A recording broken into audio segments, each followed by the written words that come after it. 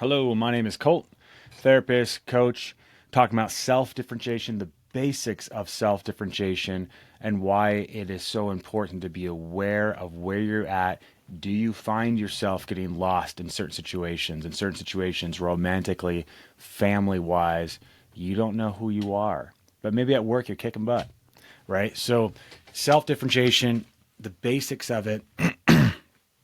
So, helping people think in systems is what this podcast is all about, lowering anxiety and becoming more of who you are. And I'm going to talk about what is self differentiation, the two forces of togetherness and separateness, signs of low self differentiation, characteristics of high self differentiation, and practical steps to grow in self differentiation. So, let's just get right into it. What is self differentiation at the end of the day? The ability to maintain your sense of self while staying emotionally connected to others. Notice it didn't say become yourself by leaving toxic situations. Become yourself when you get out of that relationship. No, in the context of staying connected with others, right? Being you. I'm only me when I'm away from my family. Well, that's not very self-differentiated. That's a very enmesh/cut-off way of being, and that will echo in your life and follow you everywhere. Okay, so if you're someone that cuts off from people that don't allow you to be you, that's something you can work on. That allowing you, that's on you to be you. It's not up to mom and dad. It's not up to boyfriend. It's up to you, and you can work on that. Or cutting off, or getting enmeshed, right? Just people pleasing, whoever I need to be in order to be okay. So balancing togetherness, connection, and separateness, individuality. Balancing those two. This is who I am, and I'm staying connected. I'm staying vulnerable. I'm staying present with you. A lot of times in psychology, we get this concept that we're this individual stovepipe, that we're this individual amongst other individuals. And to a degree, that's correct, but it doesn't paint the whole picture. It doesn't give you the bigger sense of how self works. And it's much more like an art mobile. If you've ever seen one of those, it's you pull on one character in the art mobile and it moves everything else, right? So that's kind of what it is about when you're thinking in systems. It's like one way to look at life in psychology is looking at yourself as an individual, and that's important. Doing the things that are necessary for self-care, to take care of yourself, learning the skills that are necessary. But if you're not thinking in systems, you're really going to keep yourself from transforming yourself in a way that is more sophisticated. So again, think of yourself as a part of a system, not only from the family you come from the system you're currently in, to culture, whatever it may be. And when one person moves, it impacts everyone else. And to learn how to be individualized, to be a self within all those reactions and not caving is a big part of self-differentiation. Again, balancing togetherness, we're together, right? One person moves, it impacts other people. But also that individuality, honoring both sides with the connection and individuality. So let's go a little more in depth through togetherness and separateness. The second point, the two forces. Balancing these forces in relationships is extremely important. So this is what it looks like to be unbalanced. There's two, overfusion or emotional cutoff. So overfusion is too much togetherness, too much stickiness, there's an ick factor going on, right? I lose self. Who I am is dependent on what the group thinks about me. What mom and dad, sister and brother think about me is more important than who I am and who I'm practicing to be. So this leads to codependency or loss of self, right? Who I am is what they think, right? Living by judgment and dying by judgment. Emotional cutoff is too much separateness, which causes disconnection. And you may say, okay, well, my family's toxic and I'm just going to push them away. Well, guarantee if you don't work on that, maybe you don't need to work on it with the mom and dad, but you don't work on pushing people away when the anxiety gets too high, then you're going to do that whenever there is tension in relationships. You're going to push people away. So a healthy balance to promote authentic relationships and to reduce anxiety is so necessary. Again, this is a dance of intimacy. Balancing togetherness and separateness is what creates a self-differentiated individual. Signs of low self-differentiation, my third point here, just so emotional reactivity. Constantly reacting to what the group is doing. Whether it's in this assertive kind of pseudo way or it's in this people-pleasing way. You're reacting to what's happening around you.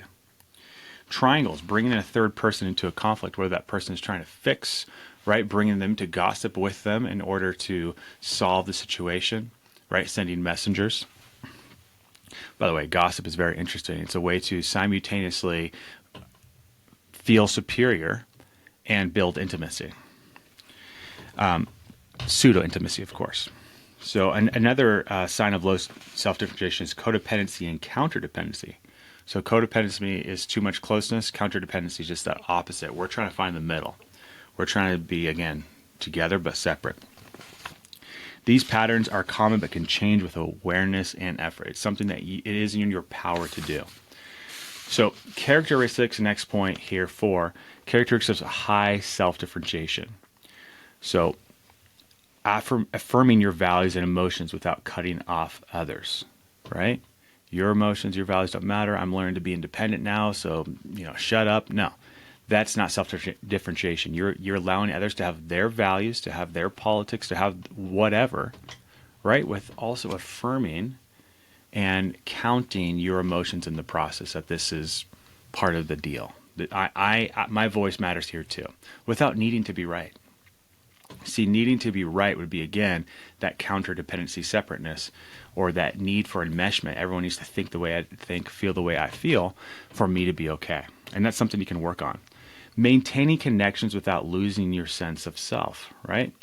I can have a relationship with Tony or Sarah or John and be who I am in that process, be clear about who I am, be clear about what my values are, instead of shifting them depending on who I am. Okay, here I'm a chameleon, right? I'm purple over here, I'm green over here, and I'm blue over here.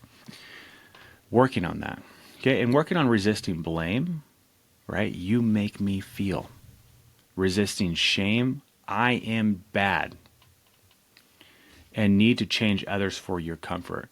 What if your comfort was coming internally or from a spiritual source versus based on people, places, and things? Right? And then next part of high self-differentiation is recognizing and releasing illusions about others, including family and partners. And I could do a whole episode just on this, but I'm still trying to get Dad to love me the way I've always needed to love him. The way I've needed him to love me. I still think Dad's going to finally love me the way I need him to love me. And there's no evidence that he's going to change. That's something you can let go of. In fact, just to go on a little spiel, a little rabbit trail on this, just the concept of waiting for people to love you and going back to the family, constantly trying to change mommy and daddy so that you're okay, and you're like 25, 35 years old still trying to do that.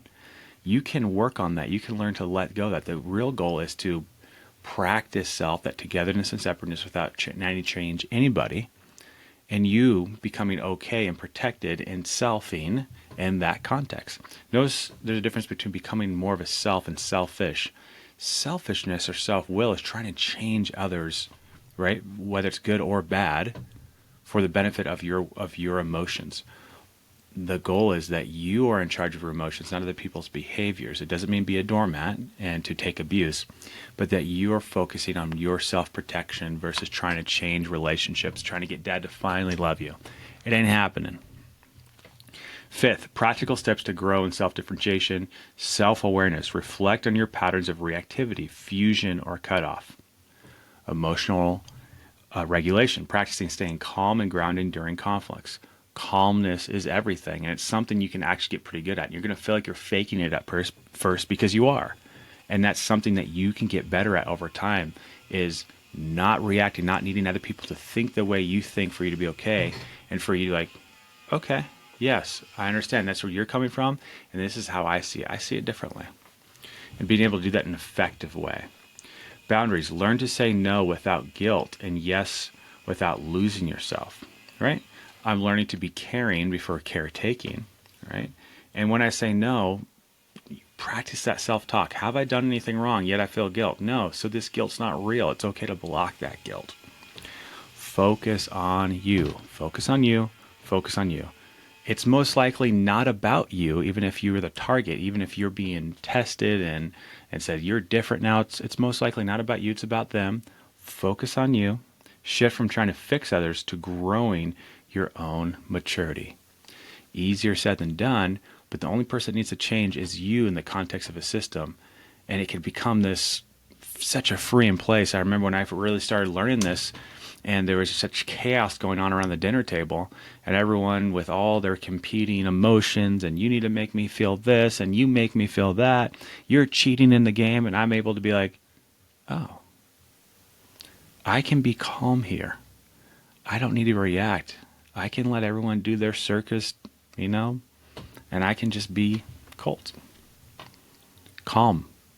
Grounded. That was something I got a sense for. I knew it on paper, but I never really experienced it until I experienced it, because I was looking for that freedom. And it's something you can learn, and it's something you can become aware of. It is so freeing. If I can do it, you can do it.